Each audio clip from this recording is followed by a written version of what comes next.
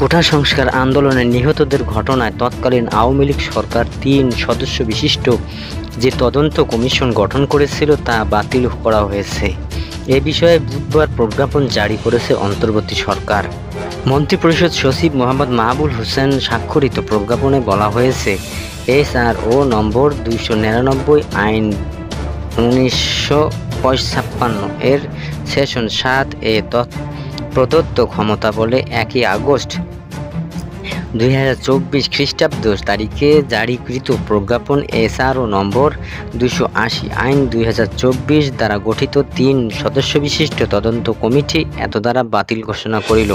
এই প্রজ্ঞাপন অবিলম্বে কার্যকর হইবে। উল্লেখ্য, গত 1 আগস্ট 3 সদস্য এই তদন্ত কমিশন গঠন করেছিল শেখ হাসিনার নেতৃত্বাধীন সরকার।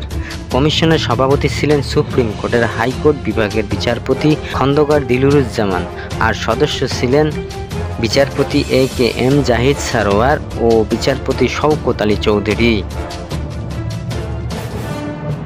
রাজধানীর হাতিরঝিলের লেক থেকে বেসরকারি টিভি চ্যানেলের জিটিভির সাংবাদিক রাহানুমা সারার লাশ উদ্ধার করা হয়েছে।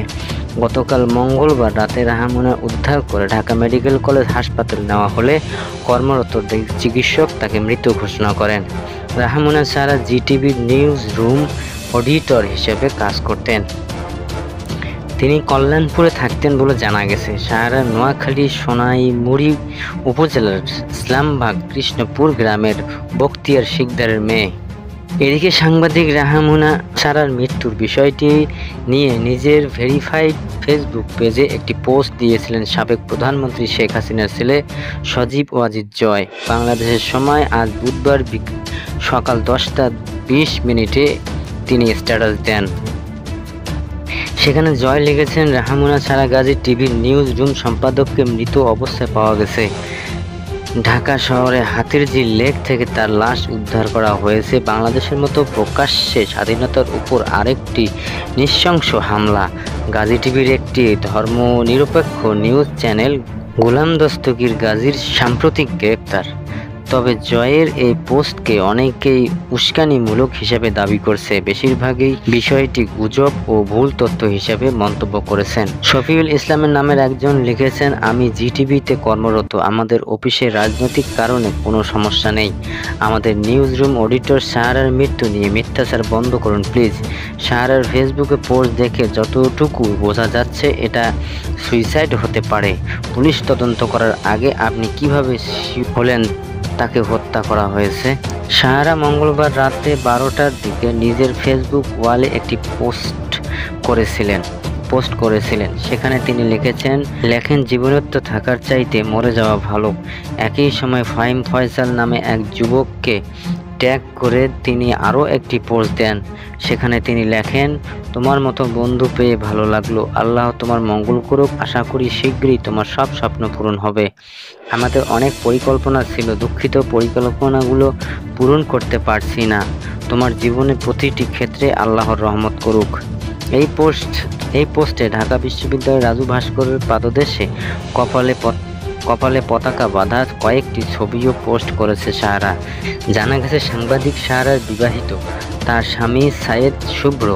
স্ত্রী মৃত প্রসঙ্গে তিনি বলেন, সম্পর্কের মাধ্যমে 7 বছর পূর্বে আমরা পারিবারিক না জানিয়ে বিবাহ করেছিলাম। গতকাল সাহারা অফিসে গিয়ে রাতে আর বাসায় না ফিরে এক ব্যক্তিকে দিয়ে রাত 10:30টার দিকে সাহারা ভাড়ার টাকা পাঠিয়ে দিয়েছিল। তিনি আরও বলেন, পরে আমি তাকে ফোন করে বলি, রাতে তো তুমি বাসায় থাকতে, তাহলে অন্যকে দিয়ে কেন টাকা পাঠিয়ে দিয়েছো? তখন সে আমি ব্যস্ত আছি বলে ফোন রেখে দেয়। পরে রাত 3টার দিকে খবর পাই সে হাতিরঝিল লেকে পানিতে ঝাঁপ দিয়ে ডামেক এসে তাকে মৃত অবস্থায় দেখতে পায়। স্বামী স্ত্রীর সম্পর্কের বিষয়ে তিনি বলেন, আমাদের মধ্যে কোনো ঝগড়াও হয়নি, তবে বেশ কিছুদিন আগ থেকে আমার স্ত্রী বিচ্ছিন্ন হয়ে যাচ্ছে। আমরা দুজনেই কাজী অফিসে গিয়ে ডিভোর্স দিয়ে আসব। দেশের এই পরিস্থিতিতে আর কাজী অফিসে যাওয়া হয়নি।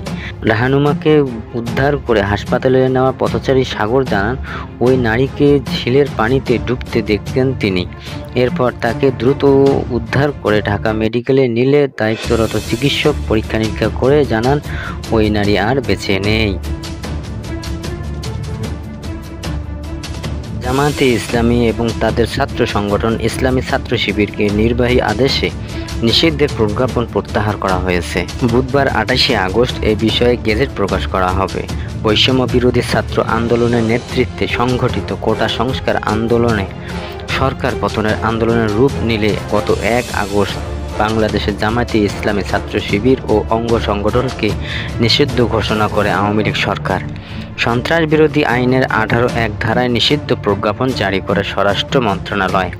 নিষিদ্ধের প্রেক্ষাপট তুলে ধরে সোমবার 26শে আগস্ট দুপুরে সুপ্রিম কোর্টে এক্সচেঞ্জ ভবনের সামনে সংবাদ সম্মেলন করে জামায়াতের আইনজীবী শিশির মনির বলেন, 5ই আগস্ট তৎকালীন সরকারের পতন হয়ে এবং জামায়াতে ইসলামী নেতৃত্বকে সেনাপ্রধান সহ রাষ্ট্রপতি দপ্তরে আনুষ্ঠানিকভাবে আমন্ত্রণ জানানো হয়। পরে উপদেষ্টা পরিষদ গঠন করার ক্ষেত্রেও জামায়াতে ইসলামী গুরুত্বপূর্ণ ও তাৎপর্যপূর্ণ ভূমিকা পালন করে। কার্যত জামায়াতে ইসলামীর সঙ্গে বর্তমান সরকার ও আন্তর্জাতিক সম্প্রদায়ের একটি স্বাভাবিক কাজকর্ম চালিয়ে যাচ্ছে। নিষিদ্ধ আদেশ প্রত্যাহারের বিষয়ে সরকারের প্রধানের উপদেষ্টা ডক্টর মোহাম্মদ ইউনূস, বিভিন্ন উপদেষ্টা ও সংশ্লিষ্ট দপ্তরে উচ্চপদস্থ কর্মকর্তাদের সঙ্গে আলোচনা হয়েছে। স্বরাষ্ট্র মন্ত্রণালয় আমাদের আশ্বাস দিয়েছে, এক রিট আবেদন নিষ্পত্তি করে 2013 সালের 1 আগস্ট জামায়াতে ইসলামীর নিবন্ধন অবৈধ এবং বাতিল ঘোষণা করে হাইকোর্ট। এরপর 18 সালের 7ই ডিসেম্বর জামায়াতের নিবন্ধিত বাতিল করে প্রজ্ঞাপন জারি করে নির্বাচন কমিশন ইসি। পরে হাইকোর্টের রায়ের বিরুদ্ধে আপিল করে জামায়াত। গত বছরের 19শে নভেম্বর সেই আপিলে খারিজ করে দেন সুপ্রিম কোর্টের আপিল বিভাগ।